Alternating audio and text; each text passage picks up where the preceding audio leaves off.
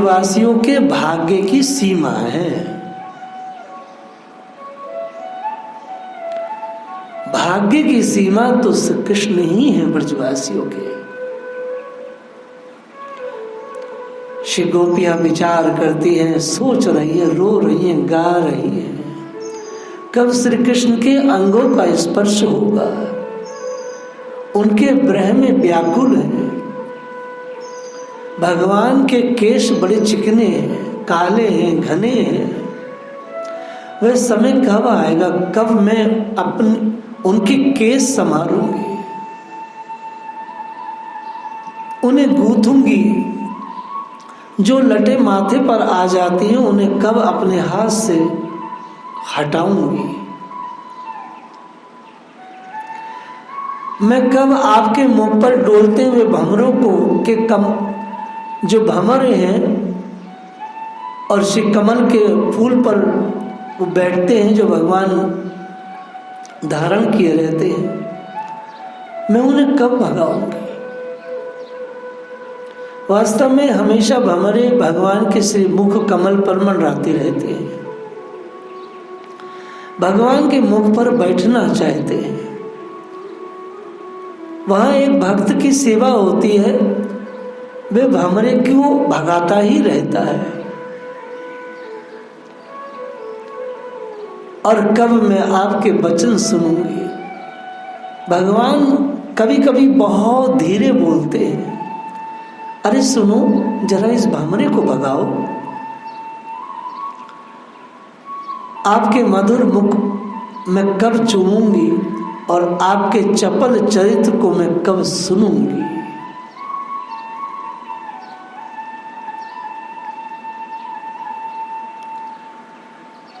श्री कृष्ण कविराज गोस्वामी ने ये भाव प्रदर्शित किए हैं।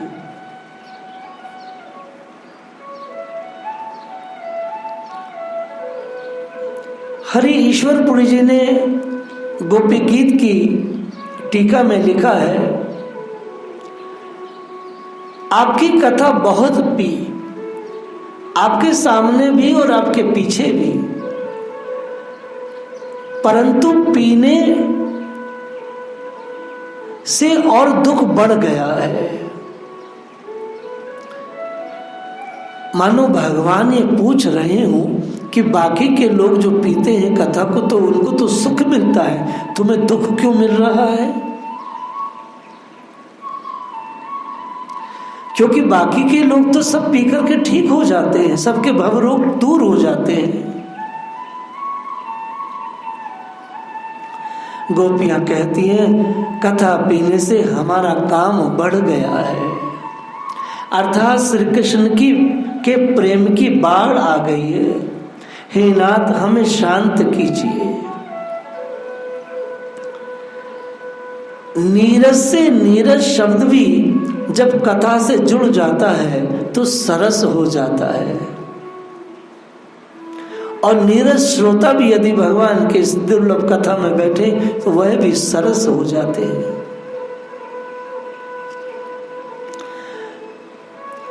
गोपियां कहती हैं कृष्ण आपका यश बहुत फैला है, परंतु जो आपका आचार है, जो आपका आचरण है वो बिल्कुल ठीक नहीं है। हम अबलाओं पर कृपा कीजिए, नहीं तो आपके यश पर दाग लग जाएगा।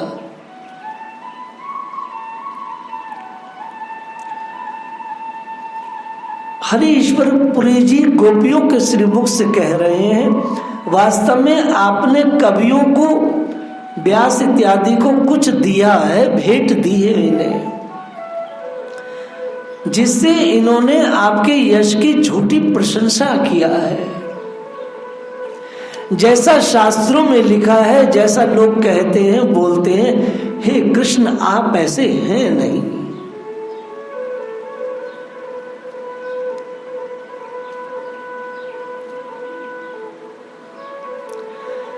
प्रहसितम प्रिया प्रेम वीक्षणम विरहणम उच्यते ध्यान मंगलम।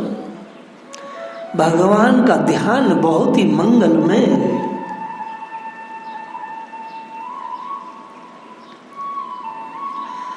आपकी कथा के श्रवण से हम सुखी नहीं हो पा रही हैं। हमें तो दर्शन चाहिए, हमें स्पर्श चाहिए।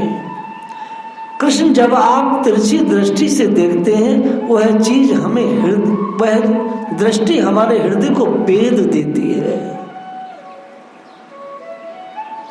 आप मुस्कुराकर देखते हैं तो हम मर जाते हैं। भगवान मानो कहें कि मेरी कथा को पी करके पुष्ट हो जाओ। श्री कृष्ण गोपियों को देखकर अनिवर्चनीय हंसी हंसते हैं। प्रेम युक्त तिरछी चितवन से युक्त है वो हंसी। हे प्रीतम, आपका हंसना देखना यह उस व्यक्ति को सुखकर होता है जिन्होंने आपको देखा नहीं है।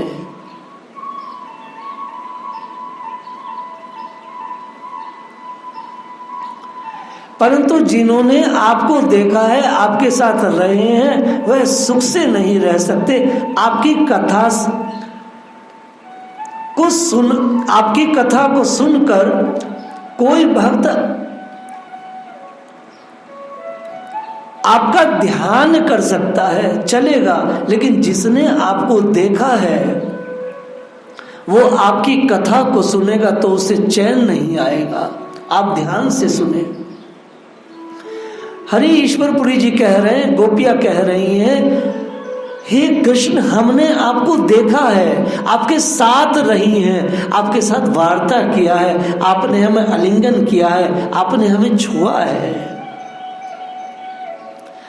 इस प्रकार से जब हम आपकी कथा को सुनती हैं तो ये कथा और हमको जलाती है। लेकिन जिन लोगों ने आपको कभी देखा नहीं है, कभी छुआ नहीं है, कभी आपके साथ रहे नहीं है, ऐसे लोग जब आपकी कथा को सुनते हैं तो वो आपका ध्यान भी कर सकते हैं, आपका कीर्तन भी कर सकते हैं। और यह कथा तत्व जीवनम, उनको वो जिला भी सकती है, लेकिन हमें ये जिला नहीं सकती, ये हमें मार रही है।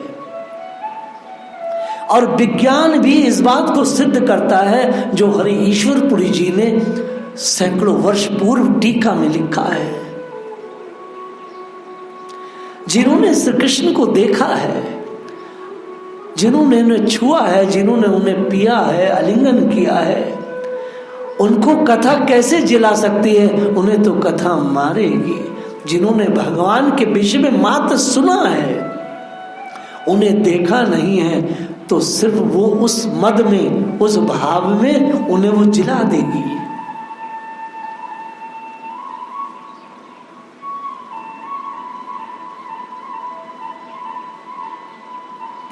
जिसने आपको देखा है, जिसने आपके साथ बातें की हैं, वो यादें, वो सारी चीजें वो हमें तड़पाने लगती है, मारने लगती है। जब कोई गाता है कथा तब हमारी निराशा मिट जाती है, आपके साथ रहना ललसा और बढ़ जाती है। हे कृष्ण, आपकी लीला बेहरणम चते ध्यान मंगलम, आपकी लीलाओं का ध्यान करना बहुत मंगलमय है। लेकिन हे कृष्ण, हम आपकी लीलाओं का जब ध्यान करते हैं, चूंकि उन लीलाओं में हम स्वयं हैं, तो हम बहुत तड़पते हैं।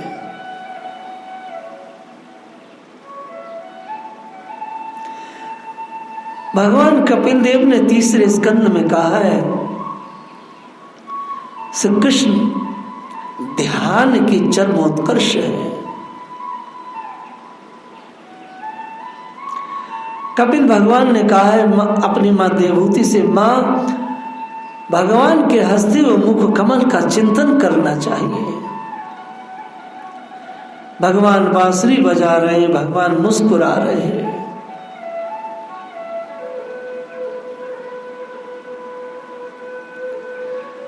प्रिया जी तो भगवान की इन सेवाओं में डूब करके बेसुध हो जाती है, विभोर हो जाती है। श्री कृष्ण सेवा में कभी कभी प्रिया जी की अंगूठी चुरा लेते हैं, प्रिया जी ललिता से पूछती हैं मेरी अंगूठी कहाँ है, तो कहती हैं ललिता जी निश्चित कहती है यकीनन श्याम सुंदर ने चुराई होगी। वह तब दे देते हैं। जब ये सब बातें याद आती हैं तो गोपियों को और विरह सताता है। श्री कृष्ण राधा रानी से कहते हैं हे राधे, मैं तेरे अलावा किसी को नहीं चाहता हूं। और थोड़ी देर में ही पहुंच जाते चंद्रावली के निकुंज में। कभी कभी तो भगवान बलराम जी की, माँ यशोदा की, नंद बाबा की सच्ची कसमें खाते हैं। हे राधे, मैं अपने सगे भाई बलराम जी की कसम खाता हूं, मैं कभी चंद्रावली के पास अब नहीं जाऊंगा। और कसम खा के तुरंत ही वह चंद्रावली के गांव पहुंच जाते हैं। परंतु फिर भी वह कपट करते हैं और राधा रानी को भगवान का ये कपट बहुत बहुत भाता है। श्री किशोरी जी कहती हैं श्याम सुंदर मेरे प्राणनाथ हैं, चाहे वो मेरे सामने किसी को चूमे या प्रेम करे या आलिंगन करे, तब भी मैं उनसे ही इसी प्रकार प्रेम करती रहूंगी। और भगवान इन सब गोपियों के इस भाव को जानते, इसलिए कहते हैं वेद की स्तुति मुझे अच्छी नहीं लगती। जब राधा रानी मुझे डांटती हैं, वह मुझे गाली देती है। कुहिक शब्द आया है, व्यास जी ने भागवत में कुहक शब्द लिखा है। कुहिक गाली है, लेकिन आचार्यगण कहते हैं गोपियां भगवान को गाली नहीं दे रही है, कुहक गाली नहीं है, यह तो श्री कृष्ण ने इसको भूषण माना है, ये तो भूषण है। भगवान कहते हैं गोविंदम आदि पुरुषम तम अहम भजामी। ये ब्रह्मा जी की जो संहिता है, भगवान कहते हैं ये मुझे बिल्कुल नहीं भाती है।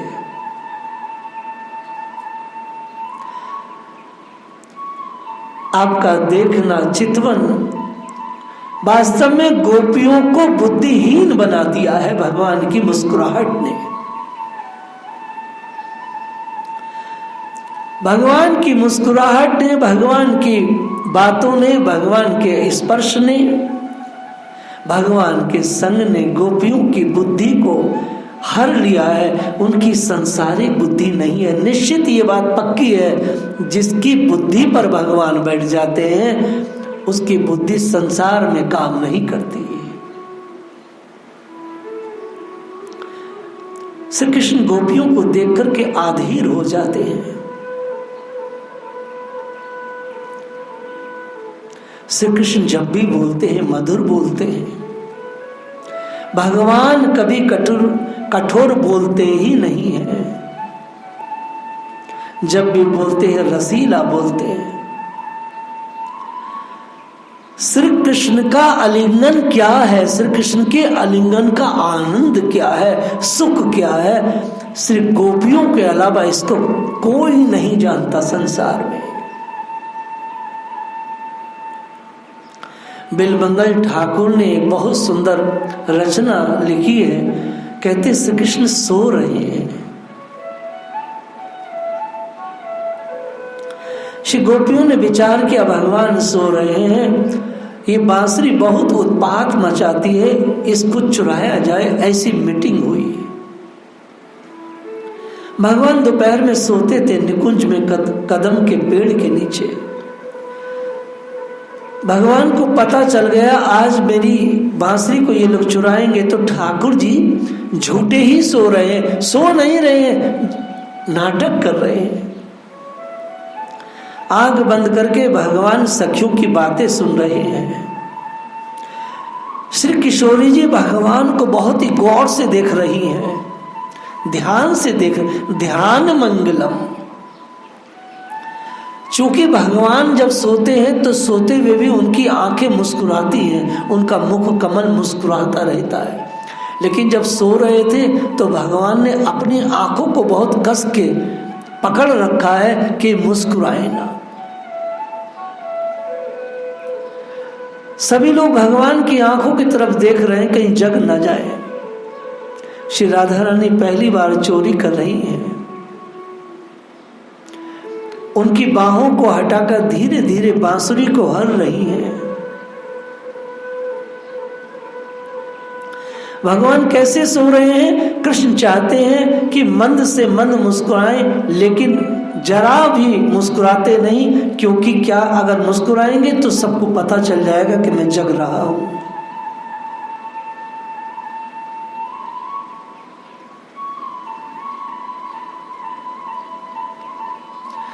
भगवान ने अपने होठों को भी कस करके भींच रखा है, ये मुस्कुराए ना।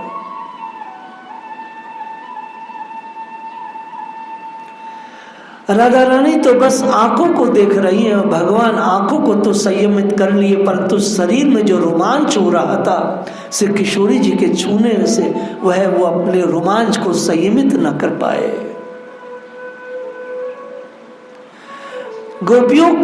गोपियों को इस लीला का जैसी स्मरण हुआ, वो हा कृष्ण करने लगी। सखी देखो, मुख कोटि चंद्रमा से अधिक सुंदर है, कभी कहती कुछ कभी कुछ कहती।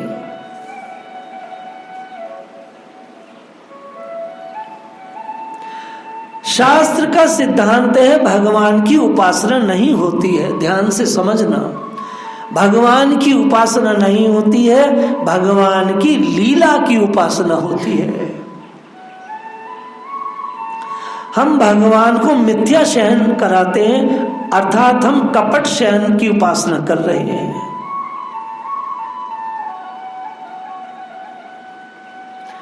भगवान जो ही जगते हैं, इधर उधर खोजते हैं, नाटक कर रहे हैं। मुझे तो याद था कि मेरी बांसुरी यही है, पता नहीं कहां चली गई। मैं तो उसे हमेशा बक्सस्थल पर रख कर के सोता हूं। गोपी कहती है, बांसुरी कैसी बांसुरी? हमने तो आज तक नहीं देखी। हमने तो अपनी आंख से कभी देखा ही नहीं कि आपने अपने बक्ष पर बांसुरी रखी है। भगवान कहते हैं, देखो मुझे उसकी बहुत आवश्यकता है। मैं उससे गायों की उपासना करता हूं। मैं उससे गा गा करके गायों को बुलाता हूं। जब रास करना होता है तो मैं तुम्हें भी उसी से बुलाता हूँ।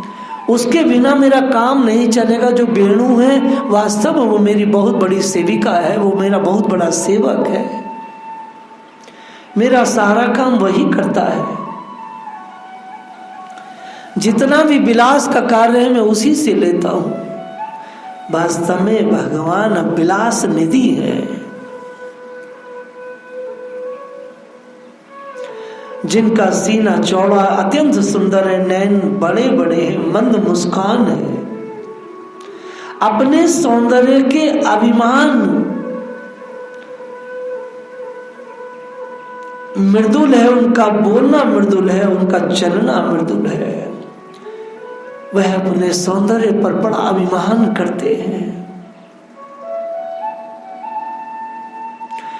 गोपियां विचार कर रही है, मैं कब आपके साथ चलूंगी, कब आपके साथ चहलकदमी करूंगी। ये सारी यादें जो आपके साथ हमने जीवन बिताया था, हे प्रीतम, वो सब याद आता है और बहुत कष्ट दे रहा है।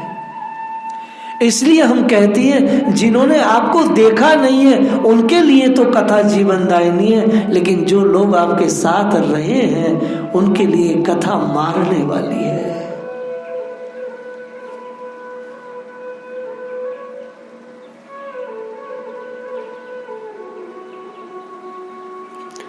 हमारे प्यारे स्वामी तुम्हारे चरण कमल से भी सकोमल और सुंदर है।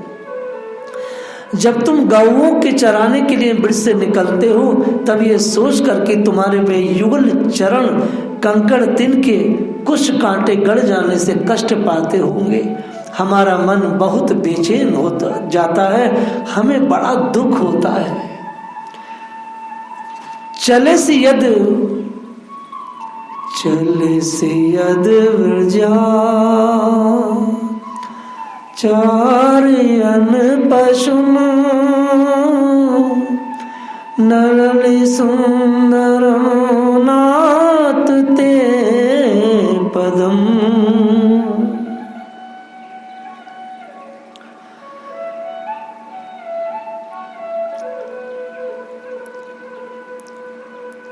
शिव गोपियों ने भगवान का बोलना, हंसना, देखना, संजोग, वियोग,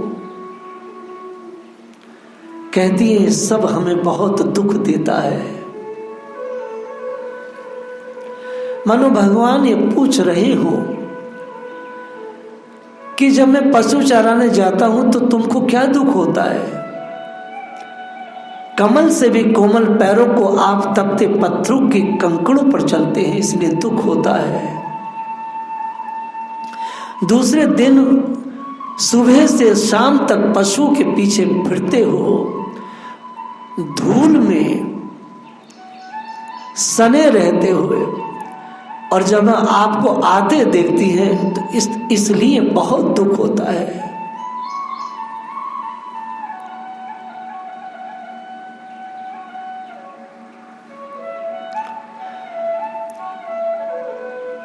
भगवान का मुख कमल गऊ के खुर से उड़ती हुई धूल से लिपटा होता है।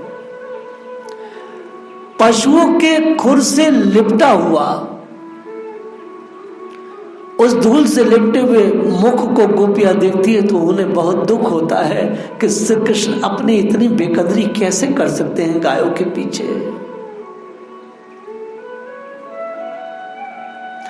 जब आपके उस गोधूली से सने हुए उस नीलमणि शरीर को हम देखती हैं तो हमारा काम और भड़क जाता है। यद्यपि श्री कृष्ण का गोपियों से कोई सामाजिक संबंध नहीं है, यदि सामाजिक संबंध हो गए तो श्री कृष्ण उनके घर जावे कि सब सामाजिक संबंध होता तभी तो किसी के घर जाते हैं। श्री गोपियों से तो भगवान का आत्मा का संबंध है। बाकी की लीला को हम लोग कल स्मरण करेंगे। जय श्री राधे।